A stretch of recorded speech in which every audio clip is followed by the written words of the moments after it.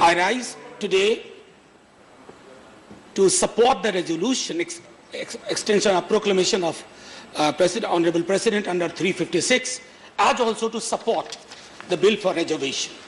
But having said that, sir, there are moments in history, a juncture, when between ayes and noes, you need to tell certain things. Sir, आज मैं थोड़ी पीड़ा के साथ कुछ काम के लिए आया हूं। 5 वर्ष से मैं लगातार गवाह हूं कि जवाहरलाल जी तमाम चीजों के लिए गुनहगार हैं। ए, बी, सी, गनीमत है कि जल संकट के लिए या बिहार में चमकी बुखार की मौत में जवाहरलाल जी का नाम नहीं आ रहा है। सर, जवाहरलाल जी अब खुद नहीं आएंगे अपनी वकालत करने। मैं सिर्फ इतनी दरखास्त करता हूं सदन के माध्यम से कि शांतिवन में जो अस्थि के अवशेष पड़े हो उनको लाइए, मुकदमा करिए, ताकि जवाहरलाल जी की ओर से लोग जिरह करना चाहते हैं वो करेंगे, जो उनके खिलाफ जिरह करना चाहते हैं वो करें। जवाहरलाल जी कांग्रेस के नहीं थे। बड़ा मुगालता है सर आप लोगों को। 2014 में आपने कांग्रेस और विपक्ष को हराया, 19 में आपने कांग्रेस और विपक्ष को हराया। इस अफसाने में पंडित जवाहरलाल नेहरू कहां से आ जाते हैं? बात बात पे नेहरू जी। इसलिए मैं कहूंगा, माननीय गृह मंत्री जी यहां हैं, परिस्थिति जन्य उन्होंने शब्द का इस्तेमाल किया, परिस्थिति जन्य। लेकिन परिस्थितियों का जन्म कैसे हुआ? मैं हमेशा मानता हूं कि कश्मीर एक कॉम्प्लिकेटेड एंटिटी था, लेकिन कमाल की चीज है, इतिहास की एक धारा है सर, इतिहास लेखन की एक प्रवृत्ति है, एक आर्ट है जिसको हिस्ट्रियोग्राफी कहते हैं। उसमें बहुत सारे स्कूल्स ऑफ थॉट। एक स्कूल ऑफ थॉट है काउंटर फैक्चुअल, जिसमें लोग कल्पना करते हैं कि अगर सीजर रूबिकॉन ना क्रॉस किया होता तो क्या होता। उसमें लोग कल्पना करते हैं कि night of long knifes Germany में ना हुआ होता तो क्या होता। उसमें लोग ये कल्पना करते हैं कि अगर इब्राहिम गार्दी की जो सेनापति था मराठाओं का, अगर उसकी तोपें ना काम कर रही होती तो क्या होता। सर, ये हिस्टोरियन को अच्छा लगता है, लेकिन पॉलिटिशियन अगर ये काम ले ले कि कल्पना करने लगे, कमाल की बात हो रही है सर। बहुत दुख के साथ कहता हूं, मैं कागज नहीं देखना तो मुझे कुछ चीजें आज सुबह से मैं सोच रहा था।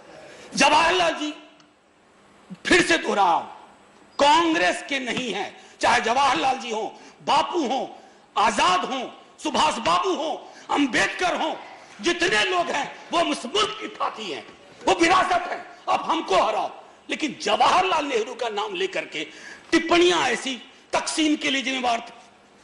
आपके ठीक पीछे माननीय गृह मंत्री जी एमजे अकबर साहब थे, Nehru and the making of India. उनसे पूछिए कि पार्टीशन के समय, तकसीम के समय हालात क्या थे, कौन पहले अग्री कर रहा था, कौन बाद में अग्री कर रहा था। लेकिन हाँ, Jawaharlal ji is all season fall गाय। और ये मैं मानता हूं कि व्हाट्सएप यूनिवर्सिटी ने तय कर दिया है कि जवाहरलाल जी पे गूगल करो तो कोई अच्छी चीज मिलेगी ही नहीं। ये है। तो वो मैं कहता हूं कि वही झगड़ा है फुरकत का, वही किस्सा है उल्फत का, तुझे है दाग कोई और भी अफसाना आता है। सर, अभी 3 मिनट हुआ है। सर नहीं अभी सर बजाएंगे भी नहीं, मैंने 1 मिनट में ले लिया है।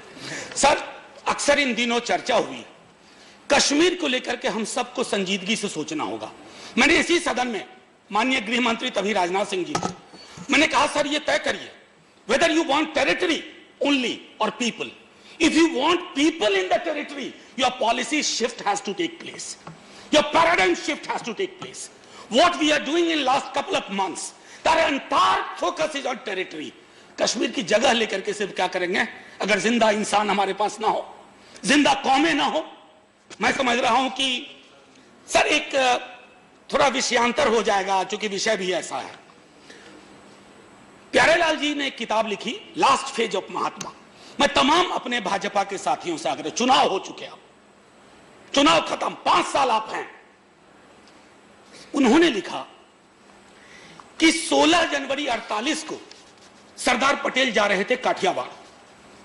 सर, उस तमाम दलों में, आज भी हम दलों में जो नेता लोग हैं आपस में मतभेद होता है सर, वैचारिक मतभेद होता है।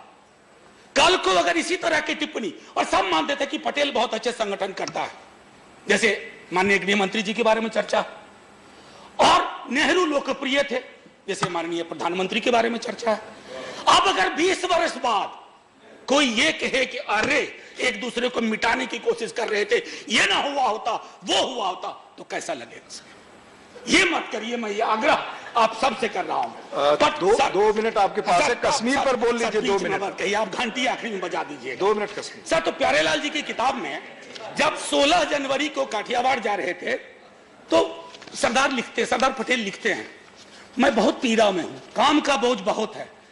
बापू को लिखते हैं, लेकिन जवाहर का ध्यान रखिए, वो मुझसे ज्यादा बोझ में रहता है, वो ज्यादा परे। हम कौन से लोग हैं टिप्पणी कर रहे हैं?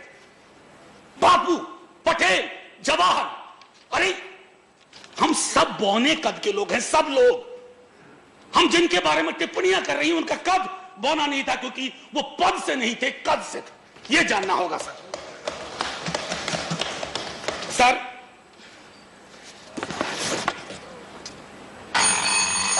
एक मिनट बस, एक मिनट से ज्यादा लूंगा ही नहीं सर।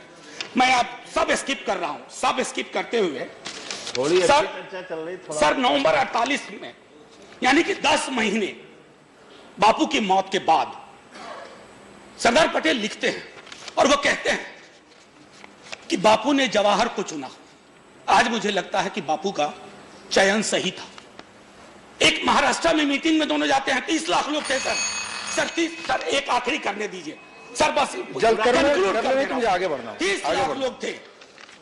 सब ने कहा, तुरंत पटेल ने कहा, सरदार पटेल ने, कि लोग मुझे नहीं, जवाहर को, और आखिरी टिप्पणी बस करके खत्म कर रहा हूं। अंतिम लाइन कश्मीर पर बोल दीजिए। अंतिम लाइन कश्मीर पे।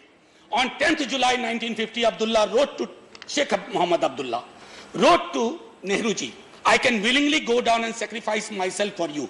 I have several times stated that we acceded to India because we saw there 2 bright stars of hope and aspiration. One, you, that is Nehruji, and one is Gandhi. Sir, let's not forget history. Let's not recreate and rewrite history. Swapan Das Gupta ji,